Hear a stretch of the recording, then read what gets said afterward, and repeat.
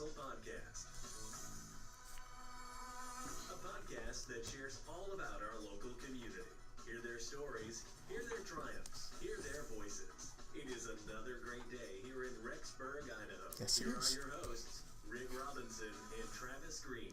Hey everybody, welcome today to episode 1 of the Rexburg Hustle. We're excited to be here, guys. We are. This is great. Yeah. Starting this again. We are excited to be back. It's a new thing. We are excited to get to know you. You to get to know us, and everybody in the community. This is for you, and we're excited to put this on. Absolutely, guys. Today we are broadcasting live from our studio in Rexburg, Idaho. We've got our cool Main Street view of our live cam out on Main Street, so we can kind of see what's going on. And it's actually, I think it's been a nice day today, hasn't it? It has been a nice day, and we're excited for spring to come. It's going to come. We promise it will come. At least the groundhog tells us, right? As far as when it comes, we don't know, but it's going to be here. So yeah, things are looking up. Yeah, absolutely. And guys, thanks for joining us today. If you're on the live stream, if you guys are listening to one of the podcast apps, we appreciate you guys listening.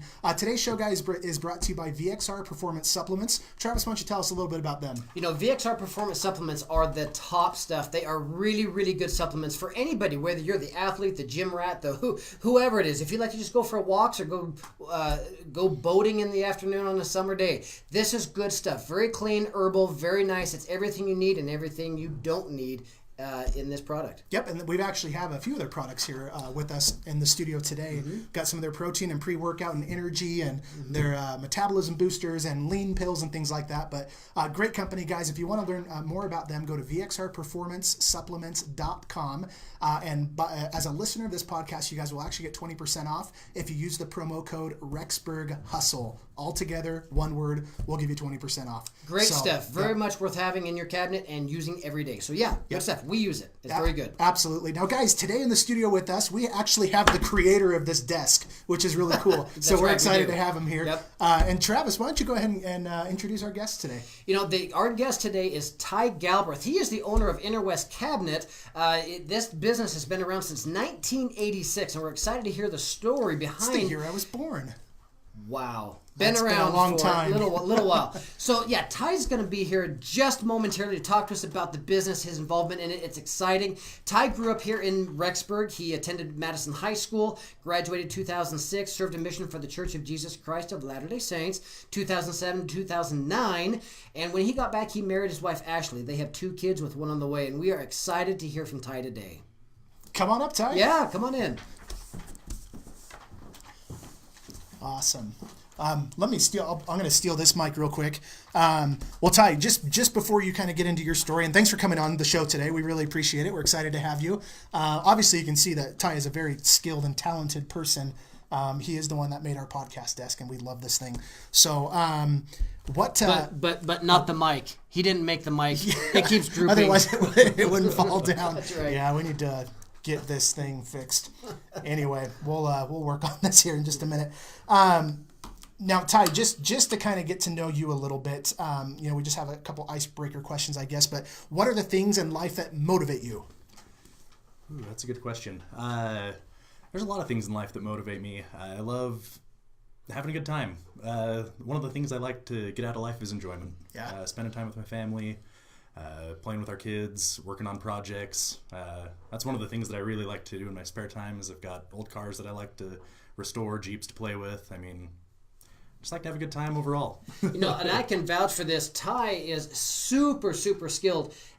He builds cabinets, he welds, he builds old cars, as he mentioned. He builds rock crawlers, Jeeps, and he's just so well-rounded and diverse. Very, very talented. It's amazing to watch him at work. Yeah. Now, do you have Ty's my newest friend on Facebook, and so I was kind of stalking him a little bit on Facebook. And is it a Plymouth that you're working on right now, or it's a 1966 Pontiac Le Mans. Oh, it's a Pontiac. Okay, Pontiac Le Mans. That thing, how's that coming along? Good. Cool. Just getting ready to put the engine back in it in the next week or so. So nice. Coming right along. I would have no idea how to do that, so I really appreciate the people who are able to do that. So, well, Ty, I guess let's ask you one more question. What are the goals in your life that you're currently chasing after right now? There again, my first goal is to raise a good family, enjoy time with them, build good family relationships. That's my overarching goal. And also along with that, building a successful business to be able to support that, to be able to not have to worry about where the next meal comes from, be able to take care of my family, and also a career that I enjoy. So those are really my goals at the moment that I'm pursuing. Awesome. Well, Ty, we just kind of want to turn things over to you. We know you came prepared. We've got some pictures. He's got notes. He's got things about his business and his time in his business, and things they've had to overcome in their business. And we're excited to hear kind of your story today, Ty. So we're just going to kind of let you take it away, and we'll interrupt you as we want. Oh, absolutely. Please do. Yeah, I want to hear we're going to turn this time over to Ty, but I want to hear about a time in the business after so much has happened, so much evolution, so many things took place. Mom and Dad built this business, and it was a handful of years ago that there was a phone call made in the dead of winter that was quite tragic. Yeah. I mean, with the business. So anyway, I'll turn the time over to Ty. I'm excited to hear about the story. Yeah, absolutely. And feel free to interject and ask me questions. I'm not much of a speaker, so it's welcome. So what Travis is referring to, well, and maybe to start with, my dad started the Interwest Cabinet in 1986. The company that he was working for moved to Utah, and he had the opportunity to move with them or do something else. So he bought the building that they were in, had to buy all new equipment, started from scratch, started building cabinets. So it's been a little over 30 years. Wow. And he's worked on building the business, and he's lucky enough that he wants to move on to other things. So I have been working on buying it from him. But yeah, that was a very pivotal moment in Interwest's history and in our family's history.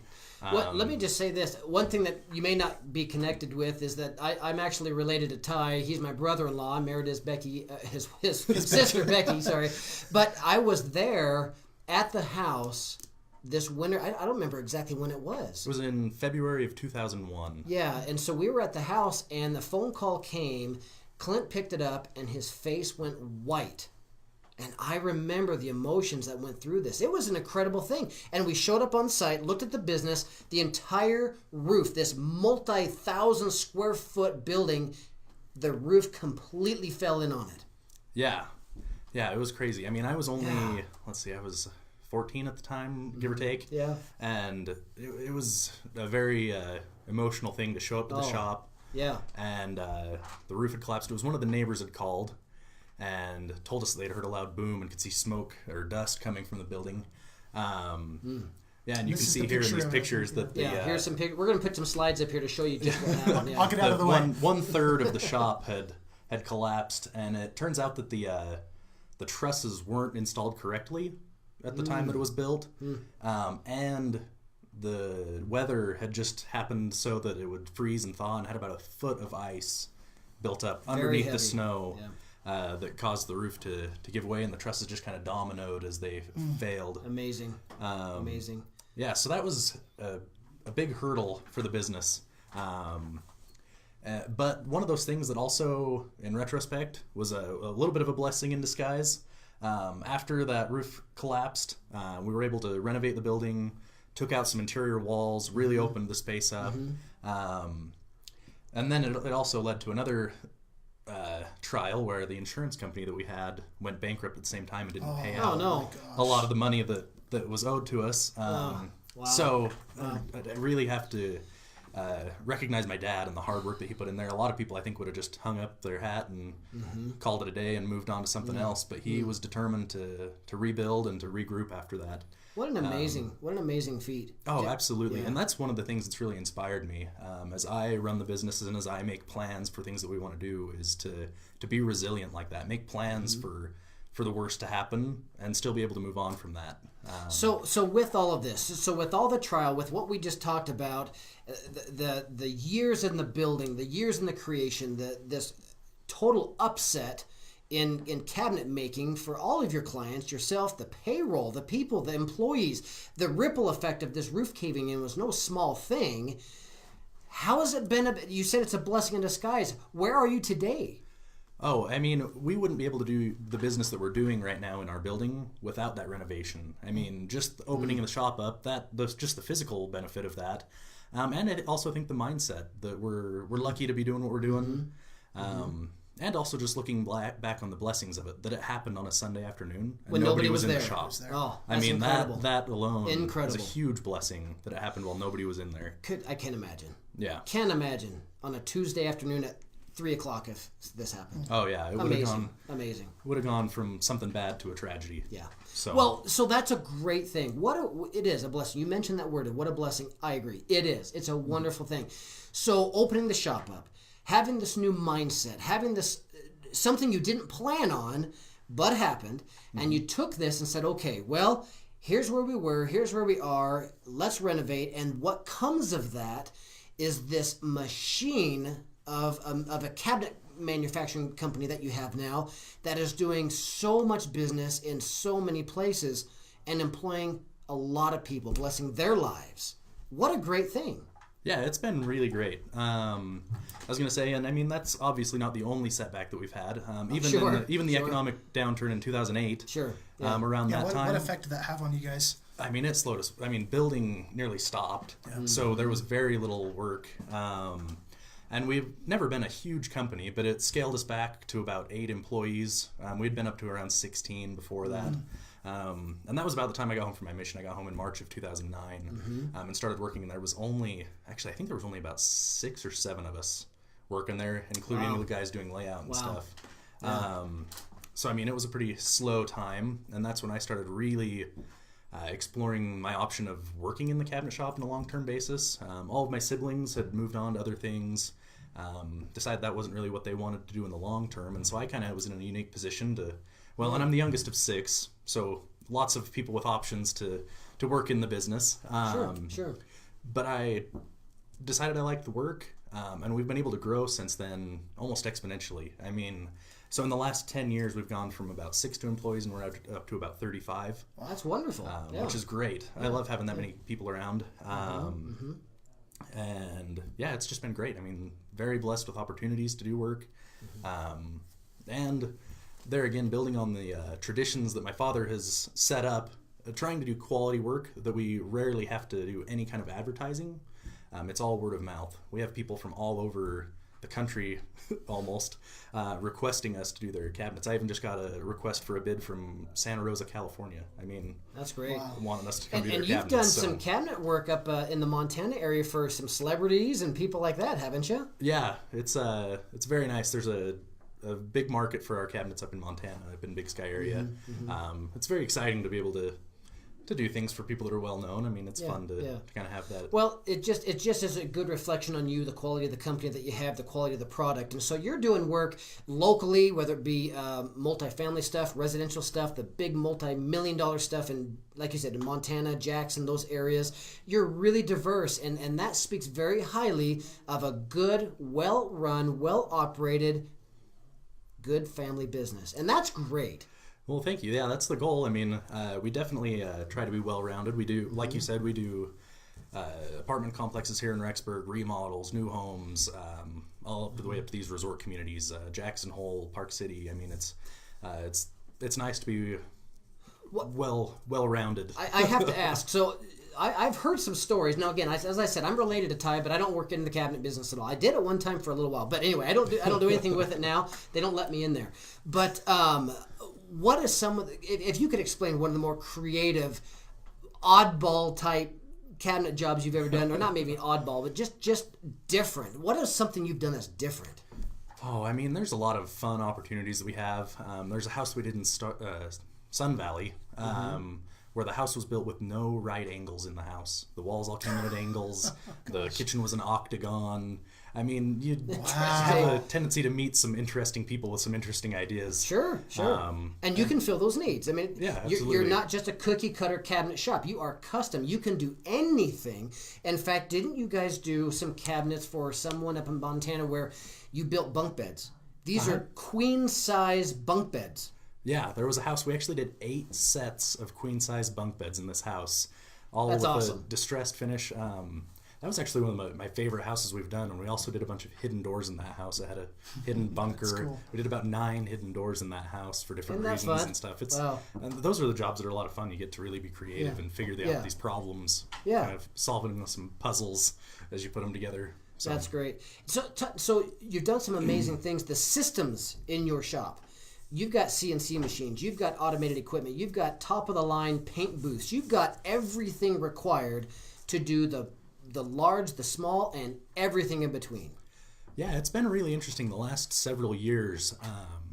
The machinery and the automation open up a lot of doors for us, a lot of opportunities. We're able to make very unique parts on a production scale.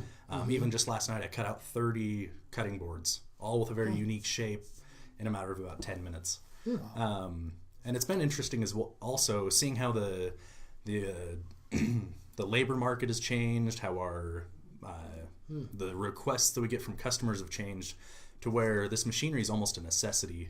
It's getting harder and harder to find skilled laborers who are willing to have the come to craft. work and learn these skills. Yeah. So then it forces us to rely more and more on automation and Interesting. specialized machinery to fill those gaps.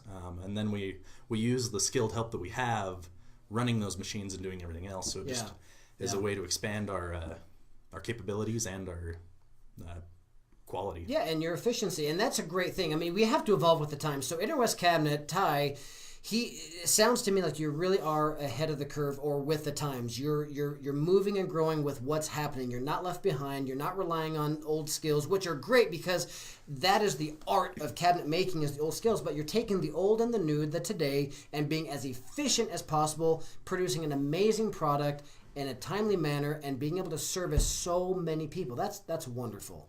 That's great. Yeah, it's been really interesting for me. I think I've been in a very unique situation where, I mean, I started sweeping floors after I was in school in 5th grade. I mean, I'd come in and sweep floors after school, graduated to sanding, and then I've built doors, I've run in the paint room. I mean, I've been in a unique situation where I've learned how to do all of that manually. I learned how to cut cabinet parts manually on a table saw, do all the operations necessary to build the cabinet, but then also have been able to explore the options with automation in this machinery. And So really you know firsthand interesting. every aspect of it, the hands-on part of it. So you know every detail of the business, the process from start to finish. So if anything comes up, if any hiccup happens, you know exactly how to fix that because you've been there. You get it. Yeah, absolutely. That's great. The experience that I have and the employees that we have made that possible to be able to have the that's experience to tackle the problems that arise. Perfect. What else? Anything else we should know about Interwest Cabinet? The future of the business? Oh, there's so many options. Yeah. No, I feel very lucky to have been in a situation where my dad taught me these skills and also the mindset of running a business. I think that's one of the most valuable things that I learned from the experience was not to just think of it as an employee, but to think of the overarching goals of the company and where we want to head.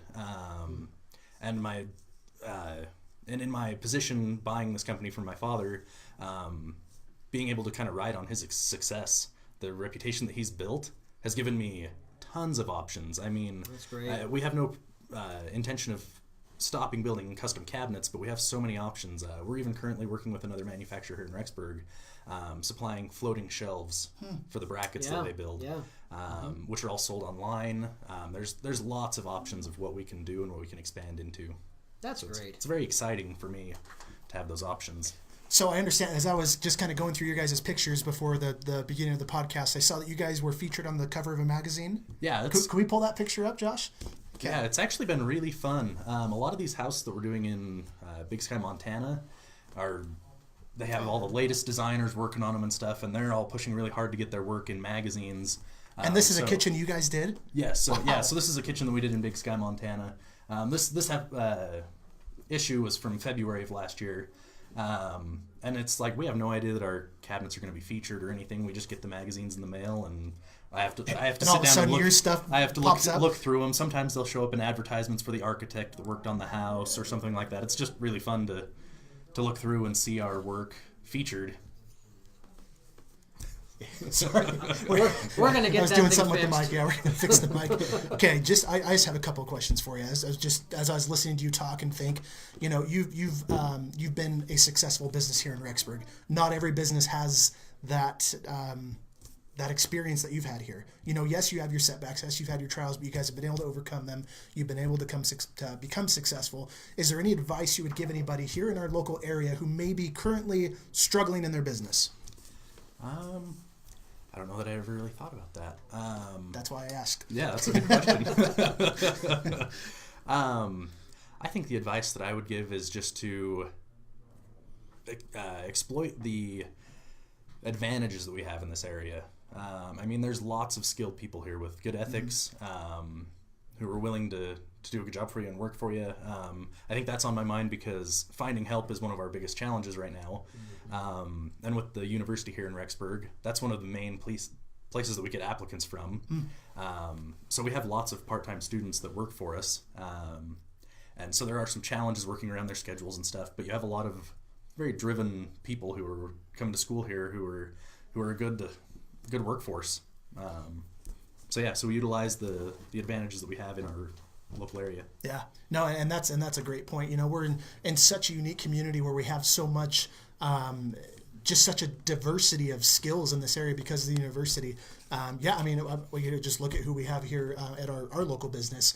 You know, our people are pretty diverse and where they come from and their skill sets and things like that. The other question I was going to ask you is, when you were sweeping the shop in elementary school, did you sit there and say, I'm going to own this place one day?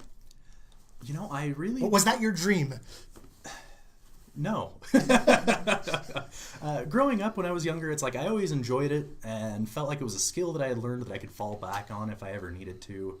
But it wasn't until around 2009 when I came home from my mission and was a lot more actively searching for what I wanted to do with my life that I really explored it as an option and realized that I really enjoyed it. I enjoy the woodworking and working with my hands. And I've grown to really like the business aspect of it as well. Dealing with our employees, kind of managing them, learning how to best utilize their skills. And also just, I also really enjoy the equipment. I mean, it's like toys for me. I love playing with the... That's awesome. Designing things and cutting them out on these machines is a lot of fun for me. So I really enjoy that. And I just found it as a good way for me to make a living.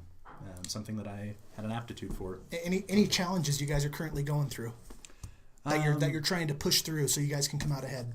Yeah, like I said, the workforce is one of the biggest challenges we have. The college really has been a blessing to have these workers, but we also need full-time workers, and they're hard to come by. So I mean, that's one of the biggest problems we have is finding people that want to learn a craft for a career. We've found several good ones who are there helping us, but we're always looking for more, and that's one of our limiting factors there is getting a good workforce. So awesome. Anything else in closing that you'd like to share with anybody about your experience here in Rexburg, your experience in the business, or just your experience in life? Anything else you wanted to share?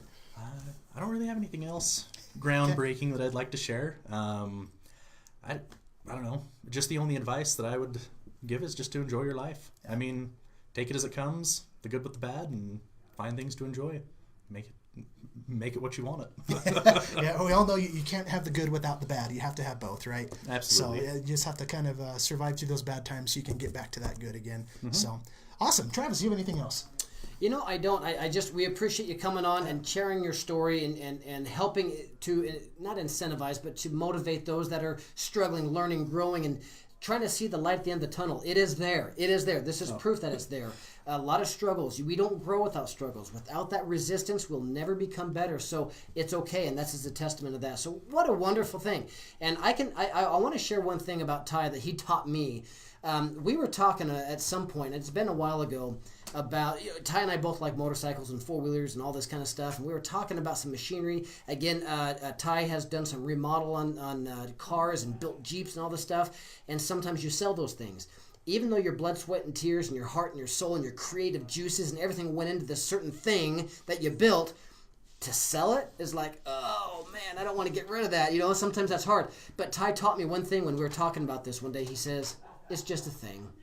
It's just a thing. Which goes right along with his mantra of loving his family, having a quality of life, being happy, and worrying about the things that matter. Sometimes the things in life are just things. So thanks for that lesson, Ty.